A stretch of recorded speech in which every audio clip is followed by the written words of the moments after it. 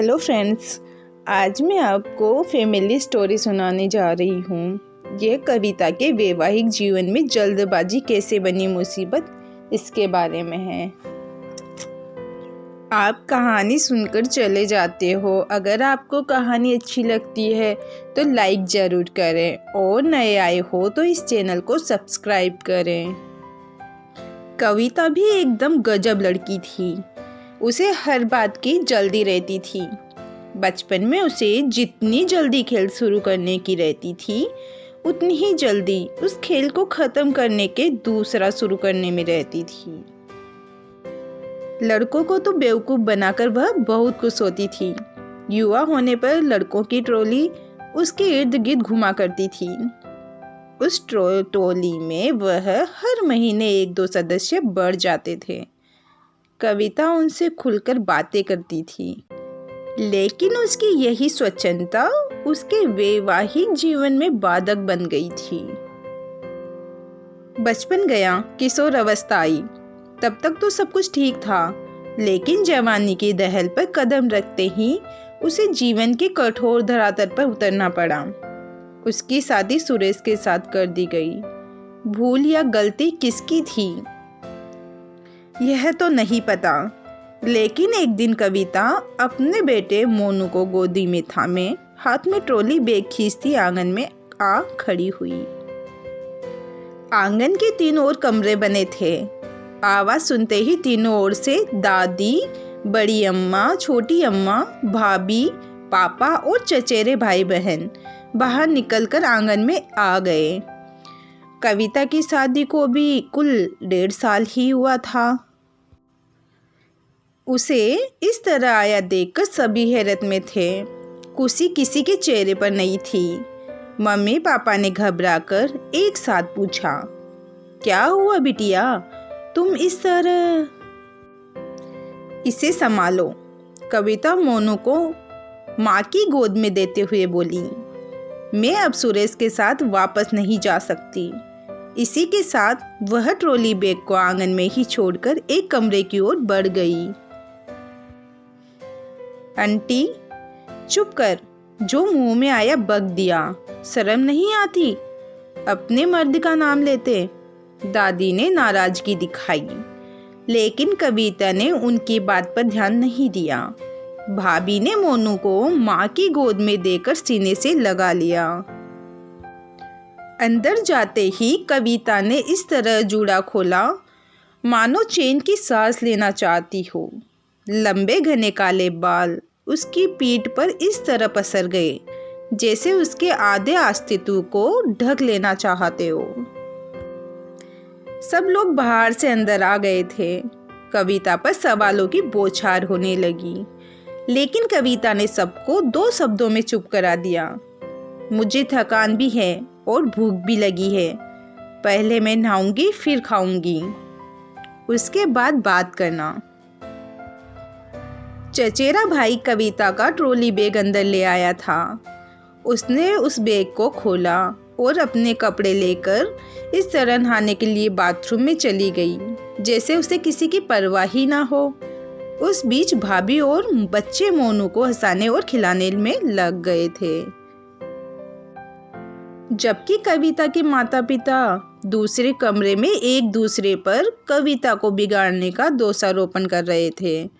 तभी उनकी बातें सुनकर दादी अंदर आ गई और आते ही बोली, अरे चुप हो दोनों, तुम दोनों ने ही बिगाड़ा है इसे। मैं तो इसके लक्षण पहले से ही जानती थी। सुरेश शादी न हुई होती तो अब तक पता नहीं क्या गुल खिलाती। न सुनने की तो आदत ही नहीं है। इसे हर जगह मनमानी करती है। देखो 20-22 साल की हो गई है और ससुराल से बच्चा लटका के मायके लौट आई। अरे अम्मा, बेकार परेशान हो रही हो। सुरेश को यहाँ बुलाकर दोनों का समझौता करा देंगे, मोहन ने अंदर आते हुए कहा। मियाँ बीबी के छोटे मोटे झगड़े तो चलते ही रहते हैं।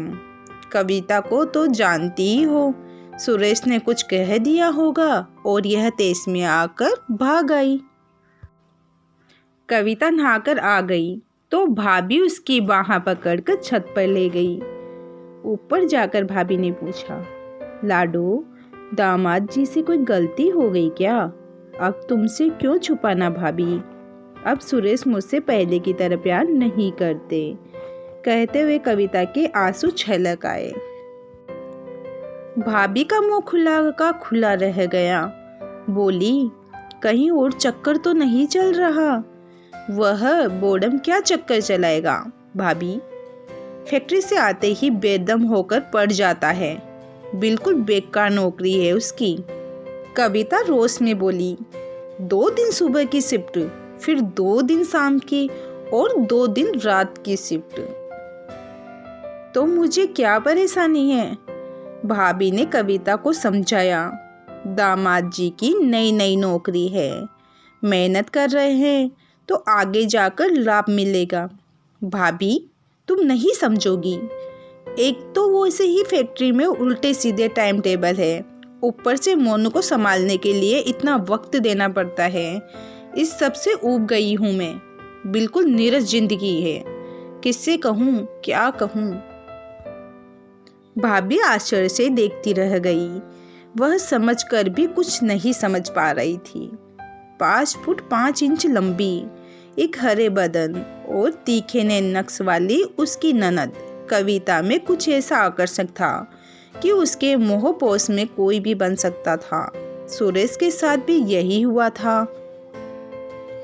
उसने छत पर कई बार कविता और सुरेश को नैनों के दाव पेच लड़ाते देखा था।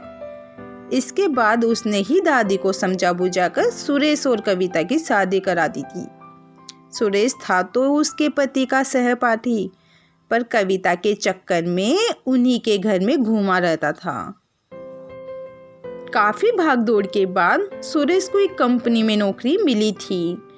कंपनी की तरफ से ही रहने का इंतजाम हो गया था।